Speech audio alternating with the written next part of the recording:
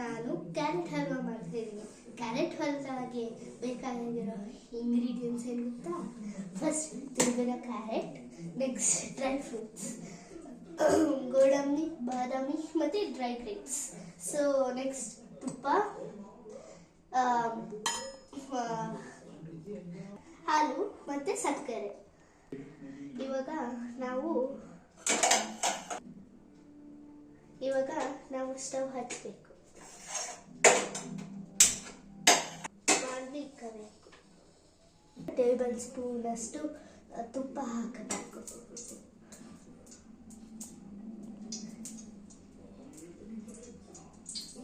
ತುಪ್ಪ ಸ್ವಲ್ಪ ಬಿಸಿ ಆದ ಮೇಲೆ ಡ್ರೈ ಫ್ರೂಟ್ಸ್ ಹಾಕಬೇಕು. ಸ್ವಲ್ಪ ಹೊತ್ತು ಉರಿಬೇಕು.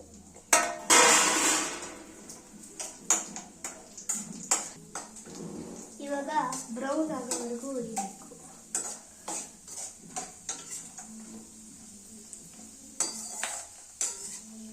ಇವಾಗ ಇದು ಡ್ರೈ ಫ್ರೂಟ್ಸ್ ಒಂದು ಪ್ಲೇಟಿಗೆ ಕೊಟ್ಬಿಟ್ಕೊಳ್ಬೇಕು.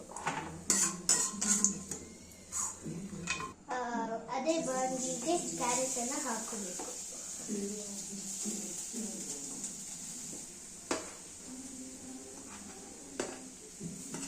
ಸ್ವಲ್ಪ ಉರಿಬೇಕು. ತುಪ್ಪದಲ್ಲಿ ಸ್ವಲ್ಪ ಸ್ಮೆಲ್ ಎಲ್ಲ ಹೋಗೋವರೆಗೂ ಉರಿತಾ ಇರಬೇಕು. ಇವಾಗ ಸ್ವಲ್ಪ ಫ್ರೈ ಆದ್ಮೇಲೆ 2 ಟೇಬಲ್ ಸ್ಪೂನ್ ಅಷ್ಟು ತುಪ್ಪ ಹಾಕೋಬೇಕು. ಮತ್ತೆ ಫ್ರೈ ಮಾಡಬೇಕು. ಚೆನ್ನಾಗಿ ಸ್ಮೆಲ್ ಎಲ್ಲ ಹೋಗೋವರೆಗೂ ಫ್ರೈ ಮಾಡಬೇಕು. ಎಷ್ಟು ಚೆನ್ನಾಗಿ ನೋಡಿದ್ರೆ ಅಷ್ಟು ಚೆನ್ನಾಗಿ ಟೇಸ್ಟ್ ಬರುತ್ತೆ ನಮ್ಮ ಕ್ಯಾರೆಟ್ ಹಲ್ವಾ. ನೋಡಿ ಎಷ್ಟು ಚೇಂಜ್ ಆಗ್ತದೆ ಕಲರ್. ಗಟ್ಟಿಯಾಗಿರೋ ನಂದಿನಿ ಹಾಲಿನ ಸ್ವಲ್ಪ ಒಂದು ಅರ್ಧ ಗ್ಲಾಸ್ ಅಷ್ಟು. ಸೊ ಇವಾಗ ಹಾಲೆಲ್ಲ ಹಿಂಗಾಗಿದೆ ನೋಡಿ. ಹಾಲು ಹೀಗೆ ಕುದೀತಾ ಇದೆ.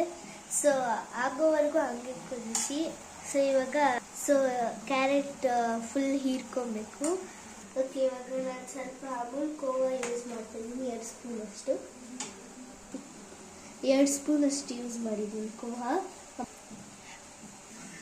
ನೋಡಿ ಹಾಲೆಲ್ಲ ಹೀರ್ಕೊಂಡ್ಬಿಟ್ಟಿದೆ. ಸೊ ಇವಾಗ ನಾವು ಸಕ್ಕರೆ ಹಾಕಬೇಕು. ಹಾಫ್ ಗ್ಲಾಸ್ ಅಷ್ಟು ಸಕ್ಕರೆ. ಇವಾಗ ಚೆನ್ನಾಗಿ ಮಿಕ್ಸ್ ಮಾಡಬೇಕು.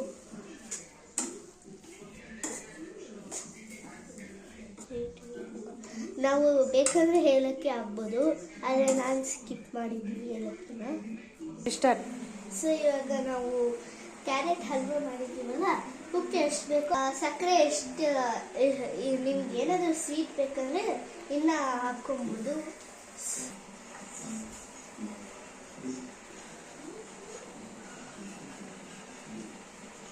ಮೆಲ್ಟ್ ಆಗಿದೆ.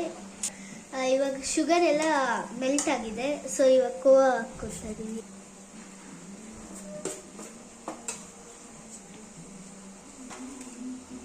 ಸೊ ಮಿಕ್ಸ್ ಮಾಡ್ಕೊಳ್ತಾ ಇದ್ದೀವಿ.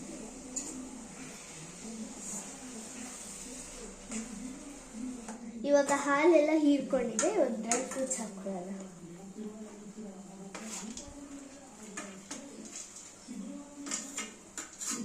ಹಾಕ್ಕೊಂಡು ಇವಾಗ ಮಿಕ್ಸ್ ಮಾಡೋಣ.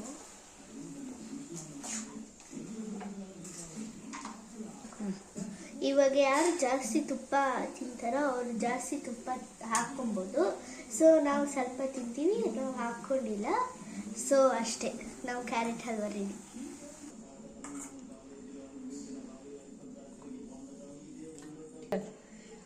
ಸೂಪರ್ ಆಗಿದೆ, ಯಮ್ಮಿ.